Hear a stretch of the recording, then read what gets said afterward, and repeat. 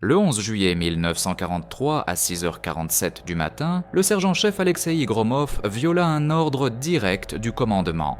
Il chargea dans son canon divisionnaire de 76 mm ZS-3 un obus qui pouvait exploser directement dans le tube du canon et tuer tout l'équipage.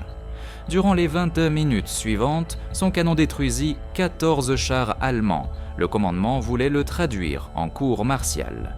Le procureur militaire préparait déjà l'acte d'accusation, mais lorsque la fumée se dissipa au-dessus du champ près de Prokhorovka et que l'attaque allemande s'enlisa dans le chaos métallique des blindés calcinés, au lieu d'une exécution, une récompense l'attendait. Cette histoire raconte comment un artilleur comprit ce que les concepteurs dans les laboratoires moscovites ne comprenaient pas. Comment un homme, posté près de son canon, vit une solution là où les ingénieurs ne voyaient que du danger, et comment une infraction au règlement se transforma en tactique qui sauva des centaines de vies soviétiques. Mais avant de raconter cette journée près de Prokhorovka, il faut comprendre qui était cet homme et quelle chaîne d'événements le conduisit à prendre une décision qui pouvait lui coûter la vie ou lui apporter la gloire. Alexeï Pavlovitch Gromov avait 26 ans. Il était né en 1917 dans le village de Barabinsk, dans la région de Novosibirsk, dans la famille d'un garde-voie du Transsibérien. Son père lui avait enseigné la règle principale du chemin de fer. On ne peut enfreindre les instructions que lorsque le respect conduirait à une catastrophe. Cette règle, il s'en souvint toute sa vie. Avant la guerre, Gromov travaillait comme contremaître à l'usine de réparation de locomotives de Barabinsk. Il réparait des locomotives, connaissait le métal au toucher et à l'oreille, pouvait détecter une fissure dans un châssis au son d'un coup de marteau, pouvait comprendre si une pièce supporterait la charge simplement en la tenant dans ses mains. Ses compétences, comme il s'avéra plus tard, lui furent plus utiles à la guerre que n'importe quelle formation militaire. Il fut appelé dans l'armée rouge en octobre 1941. Après 3 mois de formation à l'école d'artillerie d'Oms, il reçut le grade de sergent junior et fut envoyé sur le front occidental en tant que pointeur d'un canon divisionnaire de 76 mm, 16 JS-3. En juillet 1943, il était déjà devenu sergent-chef et occupait le poste de chef d'équipage de canon au sein du 708e régiment d'artillerie anti-chars. Durant ces 2 années, Gromov participa aux combats près de Moscou, Rjev et Kharkov. Son canon détruisit 11 chars et transports de troupes blindées ennemies. Il fut blessé 2 fois par des éclats d'obus et une balle. 3 fois des camarades de son équipage périrent. Il apprit à dormir sous les bombardements d'artillerie, à manger de la bouillie gelée et à tirer quand ses mains tremblaient de froid ou de peur. Mais surtout, il apprit à penser sous le feu. Extérieurement, Gromov ne se distinguait en rien parmi les milliers d'autres artilleurs de l'armée rouge. De taille moyenne, maigre, avec un visage hâlé et tanné par le vent et des yeux gris qui plissaient même par temps nuageux. L'habitude de scruter l'horizon à la recherche de chars ennemis. Sur la main gauche, une cicatrice d'un éclat d'obus reçu près de Rjev. Sur la droite, un tatouage, Barabinsk. Souvenir de sa jeunesse d'avant-guerre. Ses camarades de batterie le connaissaient comme un homme peu bavard, mais fiable. Il n'élevait jamais la voix, même dans les combats les plus féroces. Ses ordres résonnaient de manière égale et claire, comme s'il lisait un manuel d'artillerie. Mais derrière ce calme se cachait une observation aiguë qui le conduisit à la découverte qui changea la tactique de la lutte anti-char. Un trait de caractère distinguait Gromov des autres. Il ne prenait rien pour argent comptant. Chaque ordre, chaque instruction, chaque règle, il les vérifiait par la pratique. Si quelque chose fonctionnait, il le suivait sans discuter. Si quelque chose ne fonctionnait pas, il cherchait un autre moyen. C'est précisément ce trait qui fit de lui un violateur du règlement et un sauveur de centaines de vies. À l'été 1943, l'artillerie divisionnaire soviétique fut confrontée à une crise dont les journaux ne parlaient pas. Les chars allemands étaient devenus invulnérables. L'obus anti-char standard BR-350A, tiré depuis un ZS-3, perçait 60 mm de blindage à une distance de 500 mètres. Cela suffisait pour détruire les vieux blindés allemands de 3e et 4e série. Mais avec l'apparition des Tigres et des Panthères, la situation changea de manière catastrophique. Le blindage frontal du Tigre faisait 100 mm, celui de la Panthère 80 mm sous un angle aigu. ce qui le rendait pratiquement impénétrable. Même les blindés modernisés de 4e série portaient désormais des écrans supplémentaires, augmentant l'épaisseur effective du blindage à 70-80 mm. L'obus du ZS-3 rebondissait sur ce blindage comme un poids contre un mur. Gromov fut confronté pour la première fois à ce problème le 5 mars 1943, près de Kharkov. Sa batterie occupait des positions à la périphérie du village de Taranovka, couvrant le repli des unités de fusiliers. À 8h30 du matin, des chars apparurent à l'horizon. Il vit d'abord une silhouette qu'il n'avait jamais rencontrée auparavant. La machine était énorme, plus haute que les blindés habituels, avec un long canon et une tourelle massive et anguleuse. C'était un Tigre. Son canon ouvrit le feu à une distance de 800 mètres. Le premier obus frappa le blindage frontal du char. Gromov vit clairement l'éclair de l'impact, mais le Tigre continua d'avancer comme si on l'avait piqué avec une épingle. Deuxième obus, troisième, quatrième. Chaque fois un impact, chaque fois aucun résultat. Le Tigre s'arrêta à une distance de 600 mètres et tira. L'obus de 88 mm passa à 2 mètres du canon de Gromov et détruisit le canon de l'équipage voisin. Le chef d'équipage, le sergent-chef Fyodor Kuznetsov de Ryazan, mourut instantanément. Avec lui périrent le pointeur et le chargeur. Gromov tira encore 3 obus. Aucun ne perça le blindage du Tigre. Il ne fut sauvé que parce que le char allemand fit demi-tour et partit. Apparemment, les obus ou le carburant étaient épuisés. Mais Gromov comprit, son canon n'était plus capable de lutter contre les chars allemands. Durant la semaine suivante, il vit comment ce problème tuait ses camarades. Le 12 mars, près de Kharkov, périt l'équipage du lieutenant Viktor Severin. Severin était commandant de batterie, officier expérimenté, combattant depuis 41.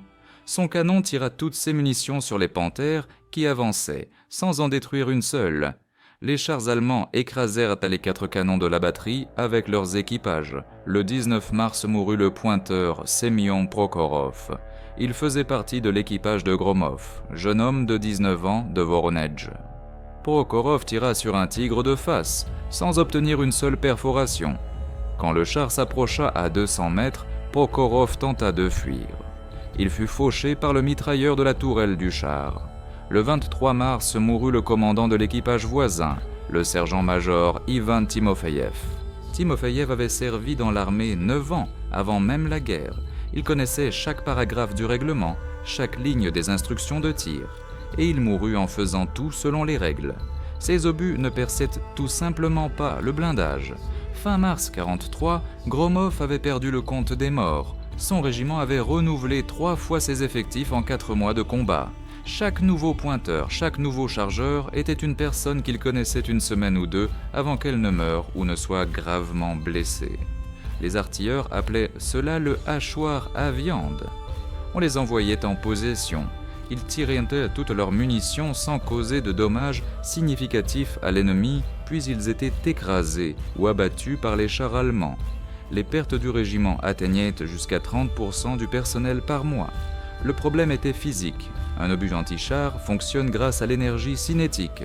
Plus la vitesse de l'obus lors de l'impact avec le blindage est élevée, plus il pénètre profondément. Mais la vitesse de l'obus diminue avec la distance en raison de la résistance de l'air. À une distance d'1 kilomètre, l'obus du ZIS-3 perdait presque la moitié de son énergie. De plus, l'angle d'inclinaison du blindage jouait un rôle critique. La Panthère avait un blindage frontal incliné à un angle de 55 degrés.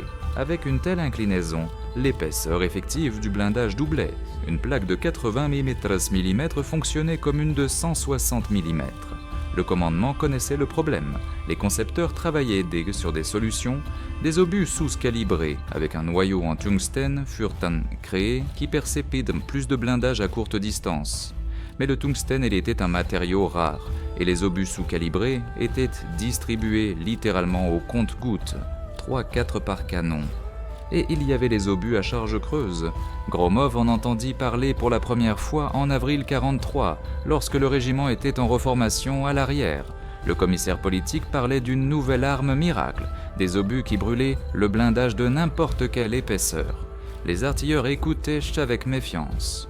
Ils avaient entendu beaucoup de promesses. Rien de ce qui avait été promis ne fonctionnait contre les tigres. Mais ensuite, Gromov vit les obus à charge creuse de ses propres yeux. Des caisses marquées BP 350M furent livrées au régiment début mai. Les obus avaient un aspect différent des obus anti-chars ordinaires. La tête était émoussée, avec un évidement caractéristique fermé par un capuchon fin. Avec les obus vint une instruction, et cette instruction contenait des mots qui feraient s'arrêter Gromov. Attention, l'utilisation d'obus à charge creuse BP 350M dans les canons divisionnaires ZISM-3 et USV est interdite en raison du danger de déclenchement prématuré de la fusée et d'explosion de l'obus dans le tube du canon. Les obus à charge creuse ne pouvaient être utilisés que dans les canons régimentaires, modèle 1927, et les nouveaux canons régimentaires modèle 43. Ces canons avaient un tube plus court et une vitesse initiale de l'obus plus faible. La fusée de l'obus à charge creuse, développée dans la précipitation, ne supportait pas les surcharges lors du tir depuis les canons divisionnaires à long tube. Gromov relut l'instruction plusieurs fois, il comprit l'essentiel. Il existait un obus capable de percer n'importe quel blindage, mais il n'avait pas le droit de l'utiliser parce que cet obus pouvait exploser dans le tube de son canon. La logique de l'interdiction était compréhensible. Une explosion dans le tube détruirait le canon et tuerait l'équipage. Mieux valait avoir un canon fonctionnel avec des obus faibles qu'un équipage mort avec des obus puissants. Mais la logique de la guerre était différente.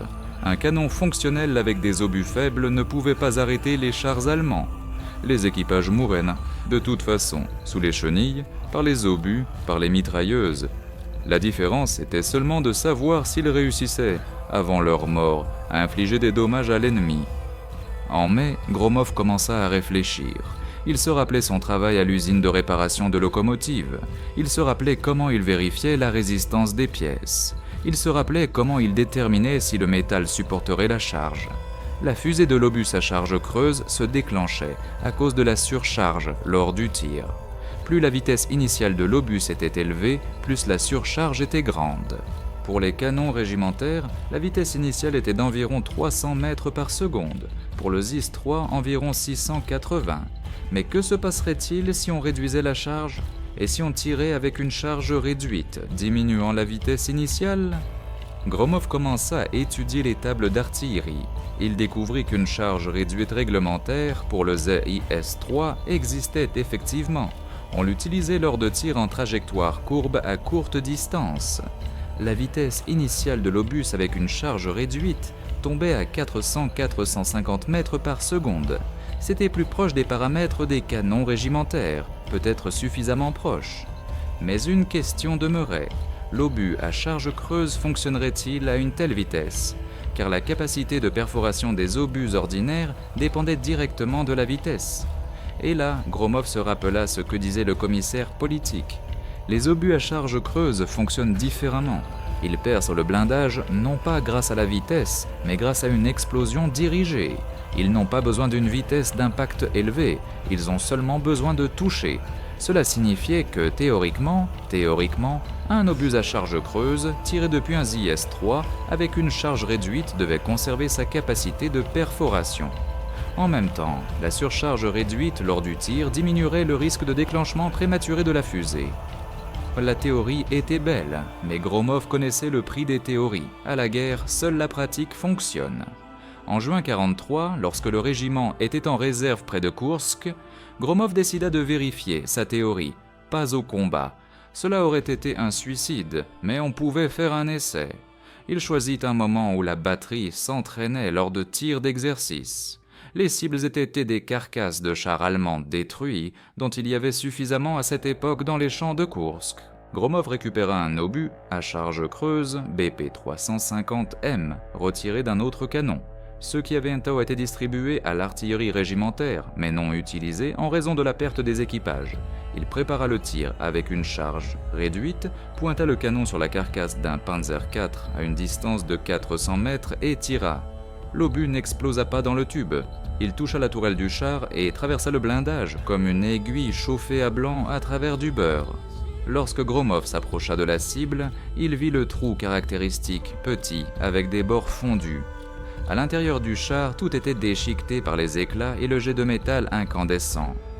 Un tir, un char détruit. Gromov retourna au canon et fit encore 3 tirs. Les 3 obus sortirent du tube sans incident. Les 3 percèrent le blindage des cibles. La théorie fonctionnait, mais c'était illégal. Il avait violé une interdiction directe du commandement. Il avait utilisé des obus non conformément à leur destination. Il avait mis en danger lui-même et son équipage. Gromov ne raconta à personne son expérience. Il se contenta de mémoriser les résultats et attendit le moment où cette connaissance serait utile. Ce moment arriva le 11 juillet 1943 près de Prokhorovka. Gromov passa la nuit du 10 au 11 juillet sans dormir. Son équipage occupait une position sur la hauteur 232,5 à 3 km au sud-ouest de la gare de Prokhorovka. Devant, dans l'obscurité, on entendait le grondement des moteurs. Les chars allemands se préparaient à l'offensive du matin. La batterie reçut ses munitions, 40 obus explosifs brisants, 12 antichars et 4 sous-calibrés par canon. Il n'y avait pas d'obus à charge creuse comme d'habitude. On ne les distribuait qu'à l'artillerie régimentaire. Mais Gromov savait où trouver des obus à charge creuse. À 200 mètres de sa position, près d'un blockhaus détruit, gisaient les restes d'un canon régimentaire de 76 mm modèle, 1927. Son équipage était mort la veille lors d'une attaque allemande. Le canon était mutilé par un impact direct, mais les obus avaient survécu. À 3 heures du matin, alors que ses camarades d'équipage dormaient d'un œil dans la tranchée, Gromov sortit de l'abri et rampa vers le canon détruit. Les fusées éclairantes allemandes éclataient périodiquement au-dessus du champ, et chaque fois il se figeait, se plaquant contre le sol. Près du canon, il trouva ce qu'il cherchait, 3 caisses d'obus. Dans 2 se trouvaient des obus explosifs brisants, dans la 3e des obus à charge creuse, BP 350 monsieur 24 pièces. Gromov traîna la caisse d'obus à charge creuse jusqu'à sa position.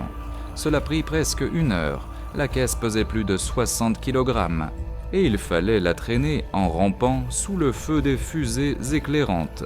À 4 heures du matin, les obus étaient cachés dans une niche creusée derrière le canon. Personne de l'équipage n'était au courant. Gromov s'assit près du canon et attendit l'aube.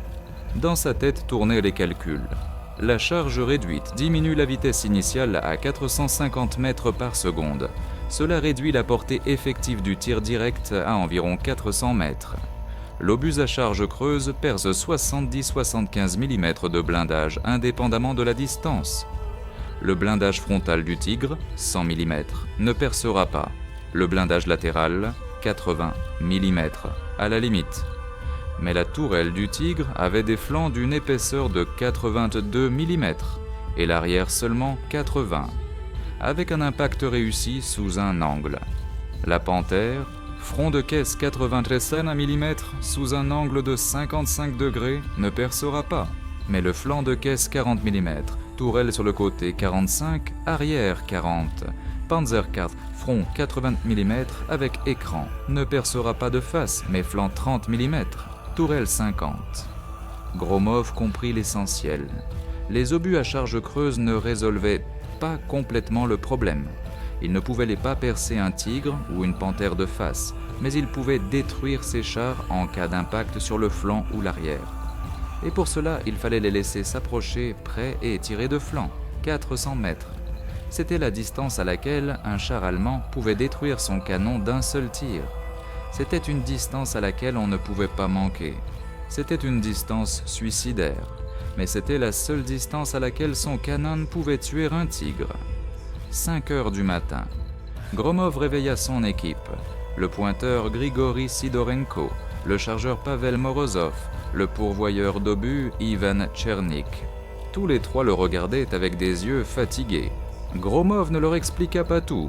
Il dit seulement « Aujourd'hui, nous allons tirer d'une nouvelle manière. Quand je dirai spécial, charge l'obus de cette caisse. » Il montra la niche derrière le canon. « Et souviens-toi, tirez seulement sur le flanc, seulement quand le char se tourne, jamais de face. » Sidorenko, pointeur expérimenté, comprit immédiatement. « Des obus à charge creuse, mais ils sont interdits. » « Je sais, répondit Gromov. Fais ce que je dis. Morozov et Tchernik échangèrent un regard, mais restèrent silencieux. Au front, ils avaient appris à ne pas poser de questions inutiles. À 6 heures du matin, la préparation d'artillerie commença. La terre tremblait sous les explosions. Les obus allemands labouraient les positions soviétiques. Les obus soviétiques répondaient d'eux-mêmes. À 6h30, les chars apparurent à l'horizon. La première vague avançait en coin. En tête, 3 Tigres, derrière eux une quinzaine de Panzer IV et des canons automoteurs. Gromov compta au moins 30 véhicules sur un secteur de quelques kilomètres. La batterie ouvrit le feu à une distance de 1200 mètres. Les obus perforants partaient vers les chars allemands, faisant jaillir des étincelles lors des impacts. Aucune perforation, aucun char arrêté. Les Tigres répondaient rarement, mais avec précision. La première salve détruisit le canon à droite de la position de Gromov. L'équipe du sergent-chef Petrov périt entièrement. Impact direct sur le bouclier du canon. Gromov continua à tirer avec des obus perforants. Il attendait le moment. Les chars approchaient, 1000 mètres, 800, 700. Les obus perforants ricochaient toujours sur le blindage frontal des Tigres. Le commandant de batterie, le lieutenant Vassiliev, criait dans la radio, réclamant des renforts. Il n'y avait aucun renfort. Toute la ligne de défense était sous attaque. 600 mètres. Le Tigre, en tête de colonne, s'arrêta et tourna sa tourelle. Gromov comprit qu'il allait tirer. Il se jeta au sol une fraction de seconde avant que l'obus de 88 mm ne frappe le parapet à 3 mètres du canon. Terre, pierre, éclat. Le pointeur Sidorenko cria. Il fut touché à l'épaule, mais resta en position. « Ne pas s'arrêter !» cria Gromov. « Continuons le feu !» 500 mètres, 450. Gromov comptait les secondes. Les Tigres fonçaient droit sur sa position, et leur blindage frontal était impénétrable. Mais à gauche, plus à gauche, là où la pente de la hauteur formait un petit vallon, il vit ce qu'il cherchait. Un des Panzer IV s'écarta de sa trajectoire, contournant un cratère d'obus de gros calibre. Pendant une seconde, son flanc se trouva face au canon de Gromov. « Spécial !» cria Gromov. Morozov se figea un instant, puis se précipita vers la niche derrière le canon. Une seconde. Il revint avec un obus à charge creuse. Encore une seconde. L'obus dans la culasse. « Charge réduite !» ajouta Gromov. Sidorenko comprit. Ses doigts trouvèrent à la bonne douille dans le plateau. Des coups de régiment à charge réduite que Gromov avait mis de côté à l'avance. La culasse se ferma. Sidorenko pointa le canon. Gromov voyait le Panzer dans le viseur. Silhouette noire sur fond de ciel gris, flanc exposé 400 mètres. Feu! Le canon tressaillit, l'obus sortit du tube. Gromov retint son souffle. Si le détonateur fonctionnait mal, si la théorie s'avérait fausse, si l'obus touchait le flanc du Panzer juste en dessous de la tourelle. Éclair. Le char tressauta et s'immobilisa. De la fumée s'échappa des trappes ouvertes. Morozov cria quelque chose d'inarticule. Tchernik jura. Sidorenko saisit silencieusement le mécanisme de pointage. « Spécial !» cria de nouveau Gromov. « Le char suivant !» Encore un Panzer tentait de contourner son camarade en flammes. Lui aussi tourna son flanc. Tir, impact, fumée. Spécial ! Troisième char. Celui-ci était plus malin, il tenta de faire demi-tour. Mais son flanc resta exposé assez longtemps. Tir, impact, explosion des munitions. La tourelle du Panzer s'envola dans les airs, tournoyant comme une pièce lancée en l'air. 4 minutes, 3 chars. Les Tigres allemands remarquèrent ce qui se passait. Le chef de file tourna sa tourelle vers Gromov. Le 88 mm le regardait droit en face. « À couvert !» cria Gromov. L'équipe se jeta dans la tranchée. L'obus du Tigre frappa le bouclier du canon. Le ZIS-3 se renversa. Une roue s'envola sur le côté. Gromov sortit la tête de la tranchée. Le canon était endommagé mais pas détruit. Le tube intact, la culasse intacte, le viseur. Il n'y avait plus de viseur. Il avait été arraché par l'impact. Il faudrait tirer à l'aveugle en visant le long du tube. « Avec moi !» cria Gromov. « On le relève. » 4 hommes se jetèrent sur le canon renversé. Il pesait 1000 kg, mais l'adrénaline rend les gens plus forts. Le canon se redressa sur son affût, une roue cassée. Peu importe, l'essentiel, le tube pointait dans la bonne direction. Le Tigre avançait. 350 mètres. Sa tourelle était toujours tournée vers Gromov. Spécial. Morozov jeta l'obus dans la culasse. Tchernik enfonça la douille à charge réduite. Gromov se pencha sur le tube, essayant de pointer le canon à l'œil. Le Tigre avançait droit devant. Son blindage frontal était impénétrable, mais la tourelle était tournée vers la droite et son flanc gauche était exposé. 300 mètres, 320 mètres. Épaisseur effective du flanc de tourelle environ 60 mm. Gromov appuya sur la détente. L'obus frappa la base de la tourelle du Tigre. Gromov vit l'éclair caractéristique de la charge creuse, brillant, blanc, différent d'une explosion ordinaire. La tourelle du Tigre tressauta et s'immobilisa. Les tankistes commencèrent à sortir des trappes. Ils furent fauchés par le mitrailleur d'une tranchée voisine. Gromov ne les regarda pas. Il cherchait la cible suivante.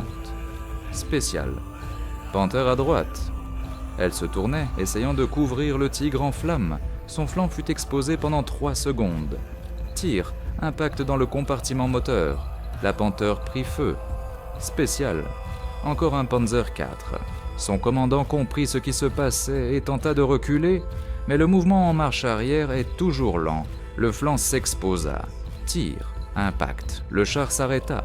6 minutes depuis le début du combat. 6 chars détruits. L'attaque allemande commençait à s'étouffer. Les chars privés du Tigre de tête perdirent leur coordination. Certains continuèrent d'avancer, d'autres s'arrêtèrent, d'autres encore tentèrent de faire demi-tour et de partir. Gromov ne leur laissait aucun répit. Spécial. Chaque fois qu'un char allemand montrait son flanc, un tir. Chaque tir, un impact. Chaque impact, une destruction. À 6h52, 21 minutes après le début du combat, les chars allemands restants firent demi-tour et commencèrent à se retirer. Gromov tira son dernier obus à charge creuse sur un Panzer IV en fuite. Impact à l'arrière. Le char prit feu. 14 chars détruits. 20 obus à charge creuse utilisés. 6 tirs manqués.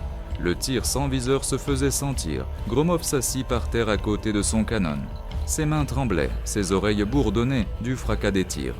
Sidorenko était assis près de la culasse, tenant son épaule blessée. Le sang suintait entre ses doigts. « Gromov », dit-il d'une voix rauque. « C'était... » Il ne termina pas, mais Gromov comprit. Le silence après le combat ne dura pas longtemps. 15 minutes plus tard, le commandant du régiment, le lieutenant-colonel Nikolai Stepanovitch Ermakov, arriva à la position de la batterie. Sa Willys passa entre les cratères et s'arrêta près du canon endommagé de Gromov. Ermakov était un officier de carrière, servant dans l'artillerie depuis 1931. Il avait fait la guerre de Finlande, la défense de Moscou, Stalingrad. Son visage, sillonné de rides et de cicatrices, n'exprimait aucune émotion lorsqu'il inspecta le champ de bataille. 14 chars allemands en flammes et fumants. Un Tigre détruit, le premier Tigre détruit sur ce secteur du front par l'artillerie divisionnaire. 5 Panthers et Panzer IV. Le reste, des chars moyens et des canons automoteurs. Ermakov s'approcha de Gromov. Le sergent-chef tenta de se lever et de saluer, mais le lieutenant-colonel l'arrêta d'un geste. « Restez assis. Vous êtes blessé ?»« Non, camarade lieutenant-colonel. Légère commotion. » Ermakov regarda le canon, le viseur brisé, la roue cassée, le bouclier tordu et la caisse vide d'obus à côté. La caisse portant la marque BP 350. « Monsieur. » Le lieutenant-colonel s'accroupit et ramassa une douille vide, l'examina, puis regarda Gromov. « À charge creuse, dit-il. Ce n'était pas une question. »« Affirmatif, camarade lieutenant-colonel. »« D'un canon divisionnaire. »« Affirmatif. » Ermakov resta longtemps silencieux. Gromov sentait la sueur froide couler dans son dos. Il savait qu'il avait enfreint un ordre. Il savait que cela méritait le tribunal militaire. « Où avez-vous pris les obus ?» demanda enfin Ermakov. « Sur un canon de régiment détruit, camarade lieutenant-colonel. L'équipe était morte hier, les obus sont restés. »« Pourquoi avez-vous tiré? Vous connaissiez l'interdiction ?» Gromov regarda les chars allemands en flammes. « Les obus perforants ne percédaient pas, camarade lieutenant-colonel. Les tigres fonçaient droit sur nous. Nous serions morts sans causer de dommages à l'ennemi. » Ermakov se leva. Il regarda longtemps le champ de bataille, les carcasses pauvres fumantes des chars, les corps des tankistes allemands éparpillés autour des véhicules. Vous saviez que l'obus pouvait exploser dans le tube? Je le savais, camarade lieutenant-colonel, mais j'avais fait des essais auparavant. Charge réduite, diminuant la surcharge au tir, le détonateur tient. Ermakov se tourna brusquement vers lui. Des essais? Quand? En juin, camarade lieutenant-colonel. Lors de tirs d'entraînement. 4 tirs, tous réussis. Le lieutenant-colonel se tut à nouveau. Gromov voyait différents sentiments lutter sur son visage. Colère pour la violation de l'ordre, surprise pour le résultat, et quelque chose d'autre que Gromov ne reconnut pas tout de suite. Puis il comprit l'espoir. « Levez-vous, sergent-chef » dit Ermakov. Gromov se leva, vacillant. La commotion se faisait encore sentir. « Vous comprenez que je dois vous arrêter » demanda le lieutenant-colonel. « Violation d'un ordre direct du commandement, utilisation de munitions interdites, mise en danger du personnel. »« Je comprends, camarade lieutenant-colonel. Le procureur militaire sera ravi, l'affaire est simple, les preuves sont évidentes. » Gromov resta silencieux. Il savait que c'était vrai. Ermakov le regarda longuement, puis se tourna vers son aide de camp qui se tenait près de la Willis. « Lieutenant Kozlov, dit-il, notez dans le journal des opérations de combat. La batterie du lieutenant Vassiliev a détruit 14 chars ennemis, dont un char lourd Tigre. Le tir a été effectué avec des munitions réglementaires à distance de tir direct. » L'aide de camp ouvrit la bouche, mais Ermakov l'arrêta du regard. « Avec des munitions réglementaires, répéta-t-il. C'est clair. Affirmatif, camarade lieutenant-colonel. Ermakov se tourna vers Gromov. Sergent-chef, je n'ai rien entendu au sujet d'obus à charge creuse. Je n'ai vu que le résultat du combat. Le résultat du combat, 14 chars détruits, c'est clair. Gromov sentit la tension le quitter lentement. Affirmatif, camarade lieutenant-colonel. Bien. Ermakov sortit de sa poche un carnet et un crayon. Maintenant, racontez-moi en détail quelle charge vous avez utilisée, à quelle distance, sous quel angle les obus ont frappé. L'heure suivante, Gromov la passa à expliquer au lieutenant-colonel les détails de sa méthode. Ermakov notait tout. Paramètres techniques, procédés tactiques, résultats de chaque tir. À midi, le 11 juillet, l'information sur le combat à la hauteur, 232,5 parvint au quartier général de la division. Le soir, au quartier général de l'armée. Le lendemain, le 12 juillet, lorsque la plus grande bataille de chars de la guerre se déroula près de Prokhorovka, le commandement connaissait déjà la méthode de Gromov. Mais savoir et appliquer sont deux choses différentes. Le 12 juillet, jour de la bataille principale près de Prokhorovka, Gromov reçut un nouveau canon en remplacement du canon endommagé. Son équipe fut complétée. À la place de Sidorenko blessé, on envoya un nouveau pointeur, un jeune caporal d'un régiment d'instruction. La batterie prit position sur le flanc sud de la contre-attaque soviétique. À 8h30 du matin, les chars soviétiques partirent à l'attaque, mais l'artillerie anti-char devait agir avec eux, y compris le régiment de Gromov. Avant le début du combat, le commandant de batterie, le lieutenant Vassiliev, vint à la position de Gromov. Son visage était gris, de manque de sommeil et de tension. « Gromov, dit-il, on m'a transmis un ordre du lieutenant-colonel Ermakov, personnellement pour toi. » Il tendit à Gromov une enveloppe froissée. À l'intérieur se trouvait une note écrite à la main. « Sergent-chef Gromov, vous êtes autorisé à utiliser toutes les munitions disponibles à votre discrétion. Agissez selon la situation. Ermakov. » La note était accompagnée d'un bon de retrait du dépôt de 2 caisses d'obus à charge creuse BP 350. Monsieur Gromov regarda Vassiliev. « Camarade lieutenant, vous savez ce que sont ces obus ?» Vassiliev hocha la tête. « Je sais, et je sais qu'ils sont interdits pour le ZDHS-3. » Il se tut. « Le lieutenant-colonel m'a raconté le combat d'hier, votre méthode. Il pense que cela peut changer la situation. Et vous, camarade lieutenant ?» Vassiliev regarda longuement l'horizon, où s'élevaient déjà des colonnes de fumée de chars en flammes. « Je pense que nous perdons des hommes, » dit-il enfin. « Chaque jour, chaque combat. Nos obus ne percent pas leur blindage, et leurs obus percent le nôtre. Si votre méthode fonctionne, je me fiche des interdictions. » Il se retourna et se dirigea vers son canon. Gromov ouvrit les caisses d'obus à charge creuse. 48 pièces, assez pour détruire une cinquantaine de chars si chaque tir atteignait sa cible. Le combat du 12 juillet ne ressemblait pas du tout à celui de la veille. Hier, Gromov attendait que l'ennemi s'approche à distance de tir. Aujourd'hui, il attaquait avec les chars soviétiques. Cela créait de nouveaux problèmes. En attaque, le canon se déplace constamment. Il faut rapidement prendre position, effectuer plusieurs tirs et repartir avant que l'ennemi n'ait ajusté son tir. Pas de temps pour un pointage minutieux, mais il y avait aussi des avantages. En attaque, les chars allemands sont obligés de manœuvrer, montrant leurs flancs et leurs arrières, exactement ce qu'il faut pour les obus à charge creuse. Le premier combat de la journée commença à 9h du matin.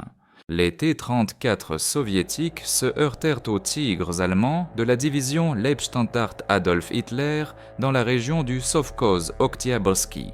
Gromov et son équipe suivaient une compagnie de chars, prêts à la soutenir par le feu. Le tableau était terrible. Les Tigres abattaient Ramallah, T-34, à une distance de 1500 mètres.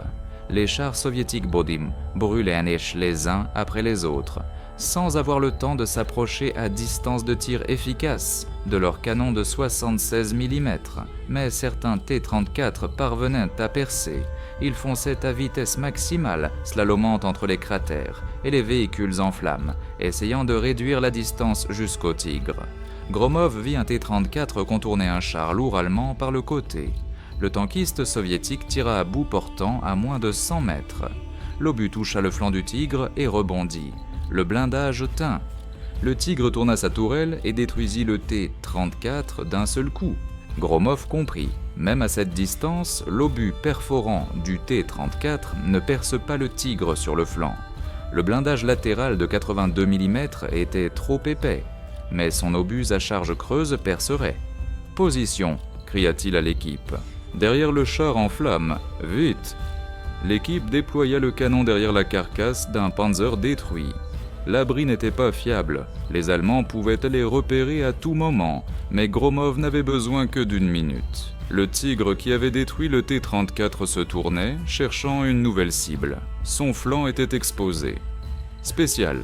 L'obus entra dans la culasse, charge réduite, pointage le long du tube. Le viseur avait de nouveau été endommagé en franchissant un cratère. 400 mètres. Gromov appuya sur la détente. Impact sur le flanc de la tourelle du Tigre, juste en dessous de la coupole du commandant.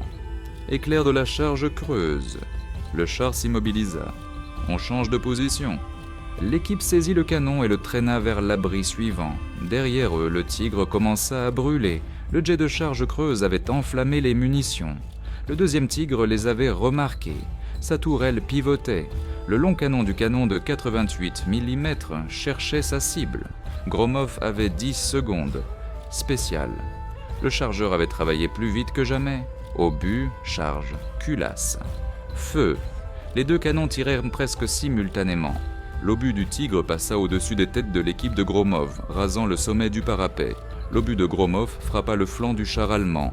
Mais cette fois, quelque chose ne se passa pas comme prévu.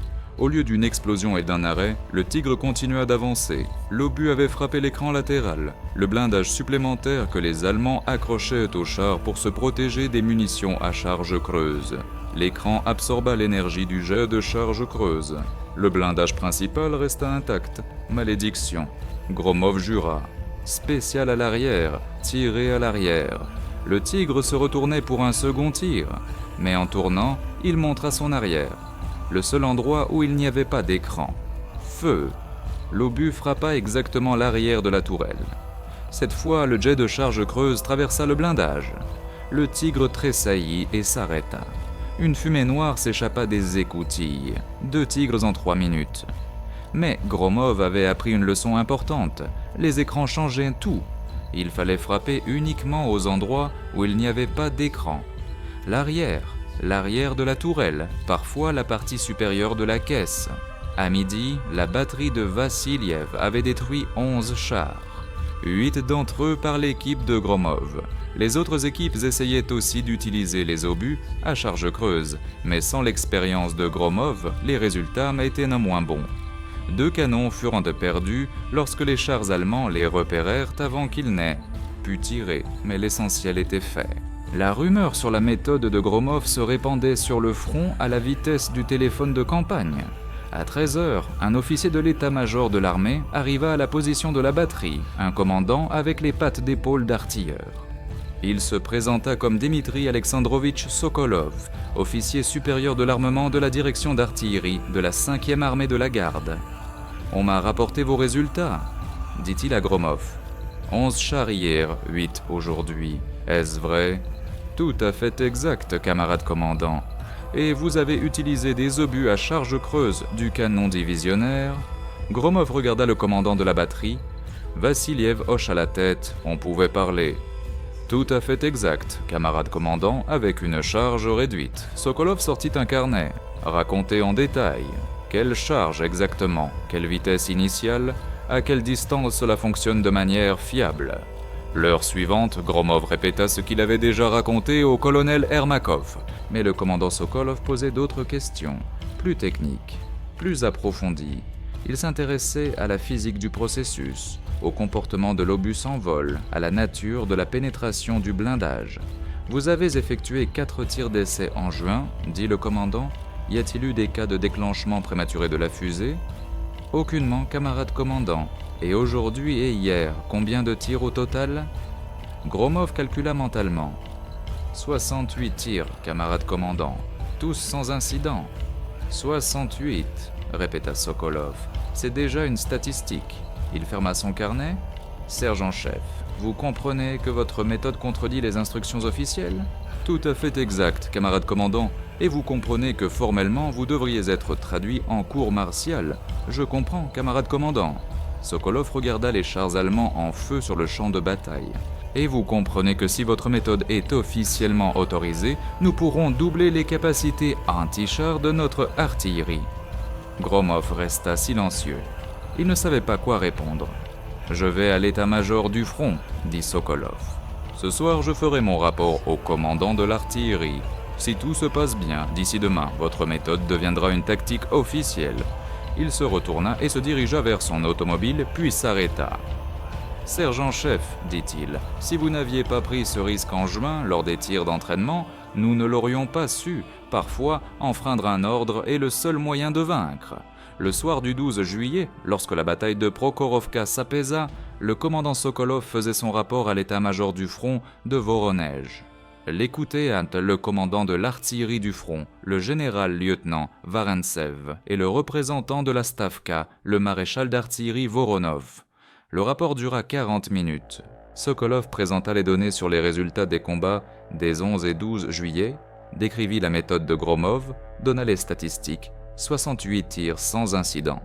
Varentsev écoutait en silence, prenant occasionnellement des notes dans son carnet. Voronov posait des questions, courtes, précises, sur le fond. « Pourquoi les concepteurs pensaient-ils que l'obus exploserait dans le canon ?» demanda le maréchal. « La fusée ne supporte pas la surcharge avec une charge complète, camarade maréchal d'artillerie. Vitesse initiale de 680 mètres par seconde, c'est trop. Mais avec une charge réduite, la vitesse tombe à 400-450. C'est suffisant pour que la fusée tienne. Mais la précision diminue. Tout à fait exact. La portée efficace ne dépasse pas 500 mètres. Mais à cette distance, un pointeur expérimenté touche dans 80 kN/K sur 100. Voronov se leva et s'approcha de la carte. Si nous autorisons l'utilisation d'obus à charge creuse dans l'artillerie divisionnaire, combien de canons pourrons-nous équiper de ces munitions ? Sokolov était prêt pour cette question. Dans les entrepôts du front, environ 150 000 obus à charge creuse de calibre 76 mm. Camarade maréchal d'artillerie. Encore environ 1 million dans toute l'armée rouge. Si nous autorisons leur utilisation, chaque canon divisionnaire recevra 15 à 20 obus à charge creuse en plus de la dotation standard. Et chacun de ces canons pourra détruire un tigre. Tout à fait exact, camarade maréchal d'artillerie, à condition de toucher le flanc ou l'arrière à une distance allant jusqu'à 500 mètres. Voronov se tourna vers Varentsev. « Votre avis, camarade général ?» Varentsev se leva. « Camarade maréchal d'artillerie, la méthode est risquée. Nous n'avons pas effectué d'essai complet. 68 tirs, ce n'est pas une statistique suffisante. La fusée peut défaillir à tout moment. Mais aujourd'hui, nos artilleurs ont détruit 23 chars allemands grâce à cette méthode, remarqua Voronov. Et combien en ont-ils détruit avec les obus perforants standards? Varentsev resta silencieux un moment. Moins, camarade maréchal d'artillerie, beaucoup moins. Alors quel choix avons-nous? Continuer à perdre des hommes et des canons, ou prendre le risque? Le général ne répondit pas, la réponse n'était pas nécessaire. Voronov retourna à la table et prit le combiné téléphonique. « Mettez-moi en communication avec la Stavka, avec le camarade Staline. » La conversation avec le commandant suprême dura 15 minutes. Gromov ne connut jamais les détails de cette conversation, mais il en connut le résultat. Le 13 juillet 1943, à 6 heures du matin, un télégramme chiffré parvint à toutes les unités d'artillerie des fronts de Voronezh et du centre. Urgent, secret, au commandant des unités d'artillerie. À titre d'essai au combat, l'utilisation d'obus à charge Creuse BP 350M dans les canons divisionnaires ZIS-3 et OSV est autorisée dans les conditions suivantes. Premièrement, utiliser uniquement une charge réduite, douille 5,4G, 354A ou équivalente. Deuxièmement, distance de tir ne dépassant pas 500 mètres. Troisièmement, cible, projection latérale et arrière des blindés ennemis. Quatrièmement, le personnel des équipes de canon doit être informé du risque possible de déclenchement prématuré de la fusée. Commandant de l'artillerie de l'armée rouge, maréchal d'artillerie Voronov. La méthode de Gromov devint une tactique officielle. Dans les jours suivants de la bataille de Koursk, les obus à charge creuse furent utilisés de plus en plus activement. Les artilleurs apprenaient la nouvelle tactique, laisser approcher les chars à courte distance, frapper le flanc et l'arrière, changer de position après chaque tir. Les pertes restaient dites élevées. Un combat à une distance de 500 mètres avec un char allemand était toujours un risque. Mais maintenant, les artilleurs pouvaient au moins infliger des dégâts à l'ennemi avant de mourir. Les statistiques parlaient d'elles-mêmes. Avant l'introduction de la méthode de Gromov, le rapport des pertes dans les combats d'artillerie contre les chars lourds allemands était d'environ 5 pour 1. Pour chaque Tigre ou Panthère détruit, 5 canons soviétiques étaient perdus. Après l'introduction de la méthode, le rapport changea à 2 pour 1. Ce n'était pas une victoire, mais c'était une amélioration. Chaque amélioration sauvait des vies. Le 15 juillet, Gromov reçut une convocation à l'état-major de la division. Un colonel inconnu, en uniforme d'artilleur, l'accueillit. « Sergent-chef Gromov, demanda le colonel, je suis commandant d'une brigade d'artillerie de la réserve du commandement principal. On m'a chargé d'organiser la formation des artilleurs à la nouvelle méthode de lutte contre les chars lourds, votre méthode. » Gromov ne savait pas quoi dire. « Vous serez instructeur, continua le colonel, temporairement détaché de votre régiment au centre de formation. Durée, 2 semaines. Pendant ce temps, vous devez former au moins 50 commandants d'équipe de canons, et mon équipe, camarade colonel. Votre équipe combattra sans vous, la guerre n'attend pas. » Gromov passa les 2 semaines suivantes à l'arrière, dans un centre de formation près de Voronezh. Il racontait et montrait comment charger, comment pointer, comment choisir la cible, comment déterminer le moment du tir. Les artilleurs écoutaient attentivement. Beaucoup d'entre eux avaient perdu des camarades dans les combats contre les chars allemands. Ils savaient ce que signifiait un tigre invulnérable et ils voulaient apprendre à le détruire. Fin juillet 1943, la méthode de Gromov était utilisée sur tous les secteurs du saillant de Koursk. Les Allemands remarquèrent le changement. Leurs tankistes devinrent plus prudents, essayaient de ne pas montrer leurs flancs aux canons soviétiques. Mais dans un combat de manœuvre, il était impossible d'éviter cela. Le 23 juillet, les troupes soviétiques passèrent à la contre-offensive. La bataille de Koursk entrait dans sa phase finale. Les Allemands reculaient. Le 27 juillet, Gromov retourna à son régiment. Son équipe avait subi des pertes. Le pointeur était mort. Le pourvoyeur de munitions avait été grièvement blessé. Mais le canon était intact et la batterie continuait de combattre. Gromov reprit sa place de chef d'équipe. Il n'était plus simplement sergent-chef. Son nom était connu dans toute l'armée.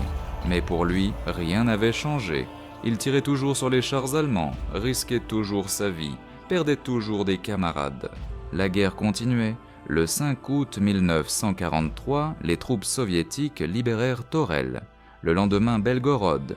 À Moscou, pour la première fois depuis le début de la guerre, retentit un salut d'artillerie en l'honneur des vainqueurs. Gromov n'entendit pas ce salut, Il était au front près de Kharkov et se préparait au prochain combat, mais ce jour-là, on lui remit l'ordre de l'Étoile rouge pour ses exploits dans les combats de Prokhorovka. Dans la feuille de citation, il était écrit « a détruit personnellement 22 chars ennemis, dont 3 chars lourds de type Tigre, a développé et appliqué une nouvelle méthode d'utilisation des munitions à charge creuse, qui a été étendue à toute l'artillerie du front. » Gromov regarda l'ordre et le rangea dans la poche de sa tunique. La récompense était agréable, mais elle ne ramenait pas les camarades morts, elle ne mettait pas fin à la guerre. Et la guerre était encore loin d'être terminée. L'automne 1943 apporta de nouveaux combats et de nouvelles pertes. L'armée rouge avançait sur tout le front, libérait l'Ukraine, franchissait le Dniepr, se frayait un chemin vers les frontières de la Biélorussie. Et partout, sur chaque secteur du front, les artilleurs appliquaient à la méthode de Gromov. Gromov lui-même continuait de combattre au sein de son régiment. Après la bataille de Koursk, le régiment participa à la libération de Kharkov, puis à la bataille du Dniepr. Gromov franchit le grand fleuve en octobre 1943, transportant le canon sur un radeau sous le feu allemand. La moitié de l'équipe périt lors de la traversée, mais le canon atteignit la rive ouest. Sur la tête de pont au-delà du Dniepr, Gromov utilisa à nouveau sa méthode. Les Allemands lancèrent en contre-attaque la division blindée Viking, une unité d'élite de la SS, équipée de panthères et de tigres. Les combats durèrent 3 jours sans interruption. Le 17 octobre, le 3e jour des combats, Gromov détruisit son 30e char. C'était une panthère qui tentait de percer jusqu'au poste de commandement de la division. Gromov laissa approcher à 300 mètres et lui envoya un obus à charge creuse dans le flanc de la tourelle. Le char s'enflamma instantanément. Le jet de charge creuse enflamma la soute à munitions. Après ce combat, un correspondant de guerre du journal de l'armée s'approcha de Gromov. Un jeune lieutenant avec un carnet et un crayon dans une tunique toute neuve qui n'avait pas encore eu le temps de se décolorer au soleil et de s'imprégner de l'odeur de poudre. Sergent-chef Gromov, celui-là même qui a eu l'idée de tirer à charge creuse avec le ZIS-3. Gromov le regarda avec des yeux fatigués. « Je n'ai pas eu l'idée, j'ai simplement essayé. Mais c'était interdit. L'obus pouvait exploser dans le canon. » « Il le pouvait, admit Gromov, mais l'obus allemand pouvait exploser à l'extérieur. » La différence est minime. Le correspondant notait chaque mot. « Racontez comment vous est venue cette idée. » Gromov resta silencieux un moment, se souvenant la nuit avant le combat de Prokhorovka, la caisse de munitions qu'il traînait en rampant sous les fusées éclairantes, les calculs dans sa tête, vitesse initiale, surcharge, épaisseur du blindage. « Je travaillais dans une usine avant la guerre, dit-il enfin. Je réparais des locomotives. Là, j'ai appris à réfléchir à ce que le métal peut supporter et ce qu'il ne peut pas. À la guerre, ça m'a servi. Et vous aviez peur la première fois que vous avez chargé l'obus interdit ?» Gromov sourit. « J'avais peur chaque jour, chaque combat. Peur de voir tes camarades mourir et de ne rien pouvoir faire. Voilà ce qui fait peur. Mais appuyer sur la détente, c'est juste du travail. » L'article parut une semaine plus tard dans le journal Étoile rouge. Il s'intitulait « Le maître du tir direct ». Gromov ne le lut jamais. À ce moment-là, il était déjà à l'hôpital avec une blessure par éclat d'obus à la jambe. La blessure s'avéra grave. L'éclat avait brisé l'os du tibia et les médecins passèrent plusieurs jours à décider s'il fallait amputer la jambe ou tenter de la sauver. Finalement, ils décidèrent de la sauver. Gromov passa 3 mois à l'hôpital, novembre, décembre et janvier. Il restait allongé sur son lit, regardait le plafond et écoutait les communiqués du Sovinform Bureau à la radio de l'hôpital. L'armée rouge avançait, libérait ville après ville, et lui restait là, impuissant, sans pouvoir aider en rien.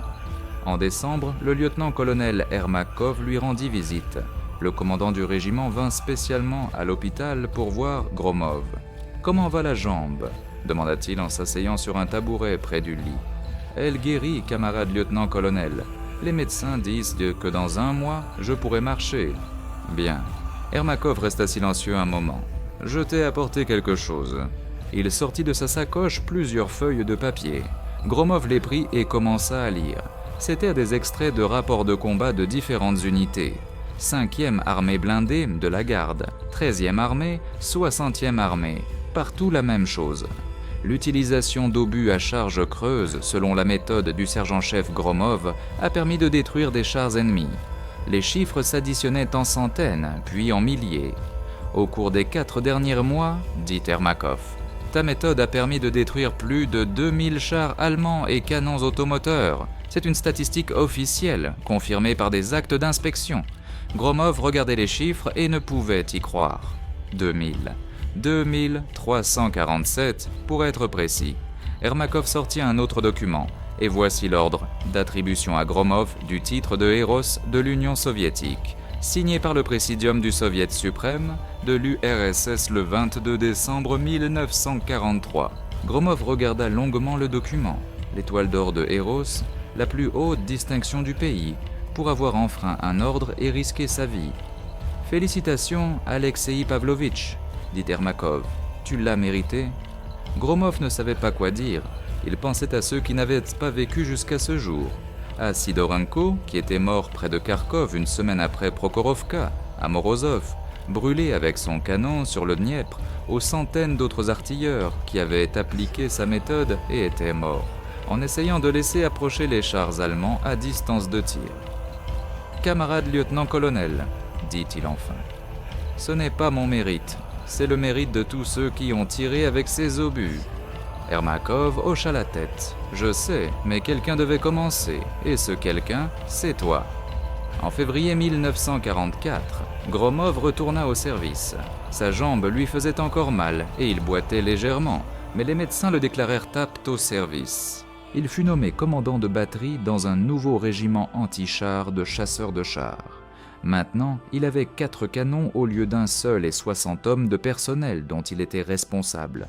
Le premier combat dans ces nouvelles fonctions eut lieu en mars près de Ternopol. Les Allemands tentaient de débloquer la garnison encerclée et lancèrent à l'attaque un groupe de chars, environ 40 machines, dont 10 Tigres. Gromov positionna sa batterie sur une hauteur dominante qui bloquait la route vers la ville. Les canons étaient enterrés, camouflés, réglés. Chaque équipe disposait de 20 obus à charge creuse en plus de la dotation réglementaire. Il rassembla les chefs de pièce avant le combat. « Comprenez l'essentiel, dit-il. Ne tirez jamais de face. Attendez que le char montre son flanc ou son arrière. Laissez-les approcher à 400 mètres et après chaque 2 ou 3 coups, changez de position. Et si le char vient droit sur nous, Wotsigdiite, demanda l'un des commandants, un jeune sergent récemment arrivé du régiment d'instruction. Alors, partez. Mieux vaut perdre une position qu'un canon. On peut récupérer un canon, pas des hommes. Le combat commença à 7 heures du matin. Les chars allemands avançaient sur un large front, tentant d'envelopper la hauteur par les flancs. Gromov attendait qu'ils s'approchent. 800 mètres, 700, 600. L'un des canons ne tint pas et ouvrit le feu avec des obus perforants. Les projectiles rebondissaient sur le blindage frontal des Tigres. Gromov jura « Premier canon, cessez le feu, attendez l'ordre ». 500 mètres. Les Tigres commencèrent à manœuvrer, contournant la hauteur. Leurs flancs s'exposèrent. Batterie, obus spéciaux, feu. Les 4 canons tirèrent presque simultanément. 3 impacts. 2 Tigres s'embrasèrent. Un s'arrêta avec une chenille brisée. Deuxième canon, position bouleau. Troisième canon, position chaîne. Premier et quatrième, continuez le feu. La batterie fonctionnait comme un mécanisme unique. Les canons tiraient, se déplaçaient, tiraient à nouveau. Les chars allemands brûlaient l'un après l'autre. À 9 heures du matin, le combat était terminé. Sur 40 machines allemandes, 23 restèrent sur le champ de bataille, endommagées ou détruites. La batterie de Gromov perdit un canon et 6 hommes. 2 tués, 4 blessés. C'était un ratio dont on ne pouvait que rêver auparavant. Le printemps et l'été de 44 devinrent le temps des grandes offensives. L'opération Bagration écrasa le groupe d'armées centre-allemand. L'armée rouge libéra la Biélorussie, entra en Pologne, s'approcha des frontières de l'Allemagne. Gromov traversa tout cela. Sa batterie participa à la libération de Minsk, Vilnius, Kaunas. Chaque ville signifiait de nouveaux combats, de nouvelles pertes, de nouvelles victoires. À l'automne de 44, la méthode de Gromov était pleinement intégrée dans la doctrine militaire soviétique. Les obus à charge creuse devinrent des munitions réglementaires pour tous les types de canons d'artillerie, non seulement de régiments, mais aussi de divisions et même de chars. Les concepteurs finirent par perfectionner la fusée, la rendant sûre avec toutes les charges. Mais cela ne se produisit pas tout seul, cela arriva parce que des milliers d'artilleurs prirent le risque d'utiliser des obus imparfaits au combat. Beaucoup d'entre eux périrent, beaucoup furent blessés, mais leur expérience servit de base à une nouvelle tactique et une nouvelle technique. En octobre 1944, Gromov fut convoqué à Moscou. Il fut reçu par le commandant adjoint de l'artillerie de l'armée rouge, le général-colonel Chestiakov. « Capitaine Gromov », dit le général. À ce moment-là, Gromov avait déjà reçu le grade d'officier. Votre contribution au développement de l'artillerie anti-char est difficile à surestimer, mais la guerre n'est pas encore terminée et nous voulons que vous poursuiviez votre travail. Gromov ne comprit pas. Quel travail, camarade général-colonel ? Chestiakov se leva et s'approcha de la fenêtre. L'Allemagne est devant nous. Les Allemands défendront leur terre jusqu'au bout. Ils créent de nouveaux chars, de nouvelles armes. Nous avons besoin de gens qui savent penser différemment, qui peuvent trouver une solution là où d'autres ne la voient pas, n'est-ce pas ? Il se tourna vers Gromov. Nous vous envoyons à l'Institut de recherche scientifique d'artillerie temporairement pour 3 mois. Vous conseillerez les concepteurs sur les questions d'utilisation au combat des munitions à charge creuse. Gromov voulut objecter. Il était un officier de combat, pas un scientifique. Sa place était au front, près du canon. Mais le général ne le laissa pas parler. Hacker, c'est un ordre, capitaine, et c'est plus important que votre participation à des combats individuels. Si vous aidez à créer des obus plus efficaces, vous sauverez plus de vies que si vous tiriez vous-même. Gromov passa les 3 mois suivants dans l'Institut de recherche près de Moscou, travaillant avec des concepteurs et des ingénieurs. Il racontait l'expérience du combat, comment se comportaient les obus à charge creuse dans des conditions réelles, quelles cibles ils touchaient mieux, lesquelles moins bien. Le résultat de ce travail fut plusieurs améliorations dans la conception des obus. Une nouvelle fusée, qui était totalement sûre avec toutes les surcharges, une forme améliorée de la cavité creuse, augmentant la pénétration du blindage de 15%. Un nouveau revêtement en cuivre, donnant un jet cumulatif plus stable. Ces améliorations entrèrent en production au début de 1945. Pour l'assaut de Berlin, l'artillerie soviétique était armée d'obus à charge creuse de nouvelle génération. En février 1945, Gromov retourna au front. Il fut nommé commandant d'un bataillon anti-char destructeur. 12 canons, près de 200 hommes de personnel. Le bataillon participa à l'opération Vistule-Oder, au combat pour Poznań et Kustrin. La résistance allemande était désespérée, mais insensée. L'armée rouge avançait irrésistiblement vers Berlin. Le 16 avril commença l'opération de Berlin. Le bataillon de Gromov fut rattaché à la 3e armée de choc, attaquant sur le flanc nord. Les combats pour Berlin ne ressemblaient à rien de ce que Gromov avait connu auparavant. La ville s'était transformée en forteresse. Chaque maison était un point de tir, chaque carrefour une barricade. Les chars et canons d'assaut allemands se cachaient dans les ruines, apparaissant soudainement et disparaissant aussi vite. Les obus à charge creuse étaient irremplaçables dans ces conditions. Le combat se déroulait à courte distance, 50, 100, 200 mètres. Le blindage des machines allemandes n'avait pas d'importance. À une telle distance, l'obus à charge creuse perçait n'importe quoi. Le 25 avril, le bataillon de Gromov menait un combat dans le quartier de Moabit. Les Allemands s'étaient même retranchés dans le bâtiment de la prison, une construction massive en briques aux murs épais. Dans le sous-sol de la prison se cachaient 2 tigres royaux, les chars lourds allemands, les plus récents, avec un blindage frontal de 180 mm. Les tigres royaux étaient invulnérables à tout canon soviétique lors d'une attaque frontale. Même les obus à charge creuse ne pouvaient percer leur blindage frontal. Mais Gromov savait quoi faire. Il ordonna à 2 canons d'avancer vers les rues latérales, bloquant les voies de retraite possibles des chars allemands. Puis il organisa une fausse attaque d'infanterie sur les portes frontales de la prison. Les tankistes allemands mordirent à l'hameçon.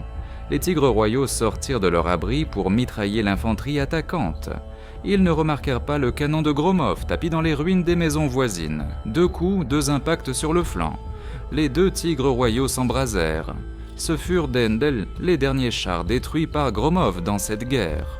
Le 30 avril, Adolf Hitler se suicida dans le bunker sous la chancellerie du Reich. Le 2 mai, la garnison de Berlin capitula. Le 8 mai, l'Allemagne signa l'acte de capitulation sans condition. La guerre était terminée. Gromov apprit la nouvelle de la victoire dans une rue de Berlin détruite. Son bataillon était au repos près de la porte de Brandebourg, ou plutôt ce qu'il en restait. L'arc de triomphe était criblé de balles et d'éclats. Le quadrige au sommet était détruit par un impact direct. Autour, on célébrait. Les soldats tiraient en l'air, s'embrassaient, pleuraient. Certains chantaient, d'autres dansaient, d'autres encore restaient assis en silence, ne croyant pas que tout était fini. Gromov était assis sur les marches d'une maison détruite et regardait le ciel. Il était gris de fumée, mais à travers la fumée perçait le soleil. Le premier soleil de paix depuis 4 ans. Il pensait à ceux qui n'avaient pas vécu jusqu'à ce jour, à Sidarenko, Morozov, Tchernik, aux centaines d'artilleurs de son régiment, morts de 41 à 45, aux milliers de soldats qu'il avait vus morts sur les champs de bataille. Il se demandait si cela en valait la peine, si les 2347 chars détruits valaient les vices qui avaient été donnés pour cette victoire. Il n'y avait pas de réponse.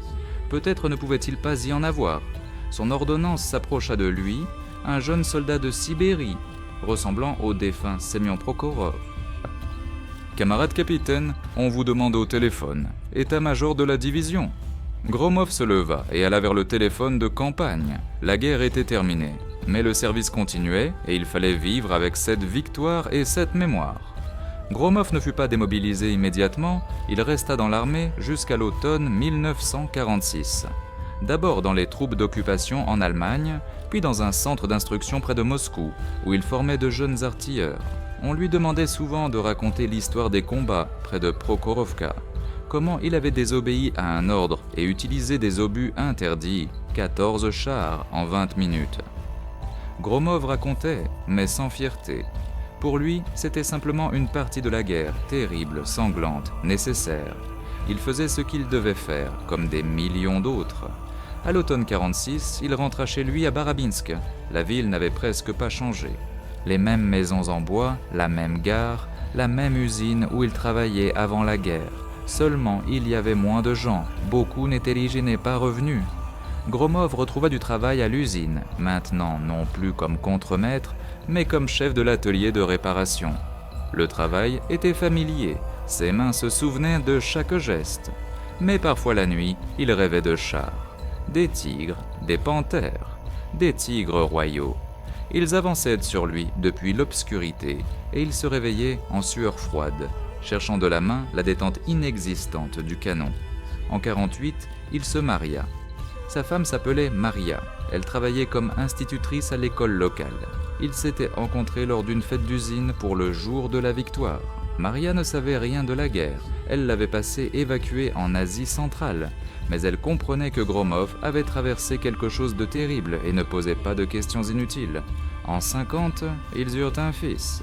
Ils l'appelèrent Pavel, en l'honneur du père de Gromov, mort dans Leningrad assiégé pendant l'hiver de 42. La vie entrait dans une routine paisible. Gromov travaillait, élevait son fils, réparait des locomotives. La guerre s'éloignait dans le passé, devenait un souvenir, une histoire. Mais parfois le passé se rappelait à lui. En 1953, un journaliste de Moscou retrouva Gromov. Il écrivait un livre sur la bataille de Koursk et voulait y inclure l'histoire de la méthode de tir à charge creuse. Gromov refusa longtemps, il n'aimait pas se souvenir de la guerre, n'aimait pas en parler. Mais le journaliste m'était insistant. « Alexei Pavlovitch, dit-il, les gens doivent savoir, la jeune génération grandit sans savoir ce qu'ont vécu leurs pères et grands-pères. Votre histoire fait partie de l'histoire du pays. » Finalement, Gromov accepta. Il raconta tout, depuis la nuit avant le combat, quand il traînait une caisse d'obus à travers le champ sous les fusées éclairantes, jusqu'au dernier combat à Berlin. Le journaliste enregistrait pendant des heures, posant des questions précises, exigeant des détails. Le livre parut en 1954, il s'appelait « L'Arc de Feu ». Le chapitre sur Gromov occupait 30 pages. L'auteur l'avait intitulé « L'homme qui apprit à l'artillerie à tuer les tigres ». Après la parution du livre, Gromov fut invité à des rencontres avec la jeunesse, à des leçons de courage dans les écoles, à des assemblées d'usines. Il y allait rarement, n'aimait pas la publicité, n'aimait pas être au centre de l'attention, mais parfois il acceptait. Lors d'une telle rencontre en 1956, un vieil homme en veste usée avec des barrettes d'ordre s'approcha de lui. Gromov ne le reconnut pas tout de suite. Le temps change les gens. « Tu ne me reconnais pas, Alyosha ?» Gromov scruta le visage du vieil homme et reconnut « camarade lieutenant-colonel Ermakov ». C'était Nikolai Stepanovitch Ermakov, l'ancien commandant du régiment, celui-là même qui avait couvert Gromov après le premier combat près de Prokhorovka, qui ne l'avait pas livré au tribunal pour désobéissance à un ordre. Ils s'embrassèrent, deux vieux soldats ayant traversé l'enfer et survécu. « J'ai entendu parler de toi, dit Ermakov. J'ai lu le livre, bien écrit. »« Beaucoup de superflu, répondit Gromov. Je leur ai dit, pas besoin de parler d'héroïsme. Quel héroïsme? Je faisais simplement ce que je pouvais. » Ermakov sourit. C'est justement ça l'héroïsme, Lyosha. Faire ce qu'on peut quand tout le monde autour dit que c'est impossible. Ils parlèrent jusqu'au soir, se souvenant des camarades tombés, des combats, des victoires et des défaites. Ils se souvinrent de ce jour près de Prokhorovka, quand 14 chars brûlaient sur le champ et que Gromov était assis près du canon détruit, ne comprenant pas encore qu'il avait changé le cours de la guerre. « Tu sais, dit Ermakov avant de se séparer, je pense que tu as sauvé plus de vies que n'importe quel médecin. Ta méthode, elle a été utilisée par des milliers d'équipes. Chaque char qu'ils ont détruit, ce sont des soldats soviétiques qui sont restés en vie. » Gromov secoua la tête. « Ce n'est pas moi, camarade lieutenant-colonel. Ce sont tous ceux qui tiraient, ceux qui mouraient. Mais tout a commencé avec toi. » Gromov ne discuta pas. Peut-être Ermakov avait-il raison, peut-être pas. Cela n'avait plus d'importance. La guerre était terminée. Les gens qui l'avaient gagnée partaient progressivement. Il ne restait que la mémoire. Dans les années 60, Gromov devint directeur de l'usine de réparation de locomotives de Barabainsk. À cette époque, les locomotives à vapeur cédaient déjà la place aux locomotives diesel et l'usine passait à la nouvelle technologie. Gromov dirigeait cette transition, tout comme il avait autrefois dirigé la transition de l'artillerie vers les obus à charge creuse. Les parallèles SVTN étaient évidents, alors comme maintenant, il fallait briser les habitudes établies, enseigner aux gens du nouveau, surmonter la résistance de ceux qui ne voulaient pas changer. « Rien ne change », disait-il à sa femme. À la guerre, c'était pareil. Les gens ont peur du nouveau, ont peur de prendre des risques, préfèrent faire ce qui ne marche pas, pourvu de ne pas essayer ce qui pourrait marcher. Maria souriait et lui versait du thé. Elle s'était habituée depuis longtemps au fait que son mari voyait la guerre en tout, dans le travail, dans la vie, dans les relations entre les gens. « Tu as gagné alors, disait-elle. Tu gagneras maintenant aussi. » Et il gagnait. L'usine passa à la réparation de locomotives diesel, maîtrisa de nouvelles technologies, atteignit un nouveau niveau. Gromov reçut l'ordre de la bannière rouge du travail, la deuxième plus haute distinction de sa vie, après l'étoile d'or de héros. En 1973, pour le 30e anniversaire de la bataille de Koursk, Gromov fut invité au champ de Prokhorovka. On y inaugurait un complexe commémoratif, un monument à ceux qui avaient combattu et péri dans la plus grande bataille de chars de l'histoire. Gromov vint avec son fils, qui avait alors 23 ans. Pavel travaillait comme ingénieur dans la même usine où son père avait autrefois travaillé.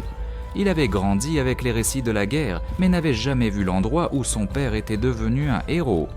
Il se tenait sur la hauteur 232,5, celle-là même où Gromov avait livré son premier combat avec des obus à charge creuse.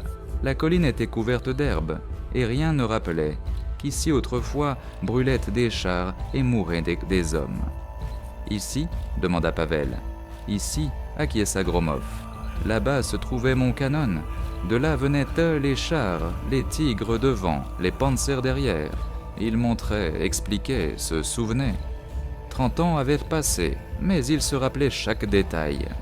Il se rappelait comment ses mains tremblaient quand il chargeait le premier obus à charge creuse. Il se rappelait comment le tigre s'était arrêté après l'impact dans la tourelle. Il se rappelait comment Morozov criait quand il comprit que la méthode fonctionnait. Tu sais, fiston, dit Gromov, la guerre n'est pas ce qu'on montre au cinéma. Ce ne sont pas des exploits ni des décorations. C'est la peur, une peur constante, ininterrompue. Et la seule chose qui aide à la surmonter, c'est de faire son travail. Simplement faire son travail, malgré tout. Pavel regardait son père et voyait un vieil homme aux cheveux gris et au visage sillonné de rides. Un homme qui avait traversé l'enfer et en était revenu. Un homme qui avait appris à ne pas avoir peur, ou du moins, à ne pas montrer sa peur. « Je suis fier de toi, papa, dit-il. » Gromov serra son fils dans ses bras. « L'essentiel, c'est que vous n'ayez pas à traverser ce que nous avons traversé.